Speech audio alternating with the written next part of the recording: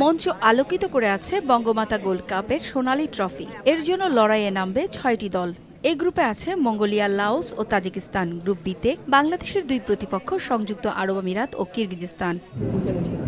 আসরে স্বাগতিক বাংলাদেশকে ফেভারিটের চোখে দেখছে প্রায় সবগুলো দলই। বাংলাদেশের গ্রুপের প্রথম ম্যাচের প্রতিপক্ষ আরব আমিরাত অবশ্য স্বাগতিকদের এগিয়ে রাখলেও নিজেদের দল সম্পর্কে ইঙ্গিত দিয়েছে ভালো কিছুর। ২০১০ ও ১১ সালে দুবার West Asia football federation women's চ্যাম্পিয়নশিপের শিরোপা জিতেছে হুরাইরা আল তাহেরির শিষ্যরা।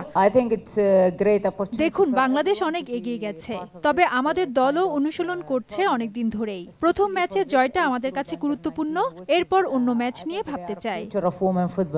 ১৯৯১ সালে নারী দল গঠনের পর থেকেই এগিয়ে যাচ্ছে কিরগিজস্তান। খুব একটা আর্থিক সুযোগ সুবিধা না থাকায় প্রতিভা থাকা সত্ত্বেও আশানুরূপ সাফল্য পাচ্ছে না তারা। অন্যদিকে দীর্ঘ সময়ের অনুশীলনকে পুঁজি করে ভালো খেলার ব্যাপারে আত্মবিশ্বাসী তাজিকিস্তান।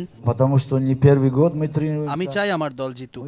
বাংলাদেশকে সমীহ করছি আমরা, কিন্তু গেল কয়েক বছরে আন্তর্জাতিক ম্যাচ খেলে আমাদের বেশ অভিজ্ঞতা হয়েছে। আশা করছি ভালো কিছুই হবে। লাওস কোচ অবশ্য বলছেন অভিজ্ঞতা অর্জনটাই নাকি তার দলের প্রধান লক্ষ্য। আর টুর্নামেন্টে অংশ নিতে পেরেই খুশি মঙ্গোলিয়া।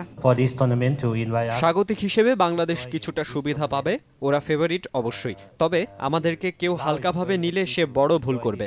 আমরা এখানে জিততেই এসেছি। আমাদের খুব একটা প্রস্তুতি নেই, এখানে অংশ নিতে পেরেই আমরা খুশি।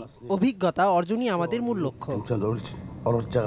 তবে যাদের নিয়ে এত আলোচনা, সেই বাংলাদেশ দলের মূল লক্ষ্যই শিরোপা নিজেদের মাটিতে রেখে দেয়া। মেয়েরা খেলার মধ্যে আছে, আন্তর্জাতিক খেলার মধ্যে আছে, আর প্রতিনিয়ত প্র্যাকটিসের মধ্যে আছে। চ্যালেঞ্জ তো অবশ্যই আছে, সবাই আপনার এখানে ভালো টিম, কিন্তু আমাদের চাপ নেই। আমাদের প্রত্যেকটা ম্যাচই গুরুত্ব সহকারে নিতে হবে এবং ১০০% প্রয়োগ করতে হবে।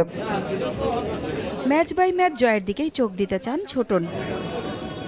পারভিন আক্তার, সময় সংবাদ, ঢাকা।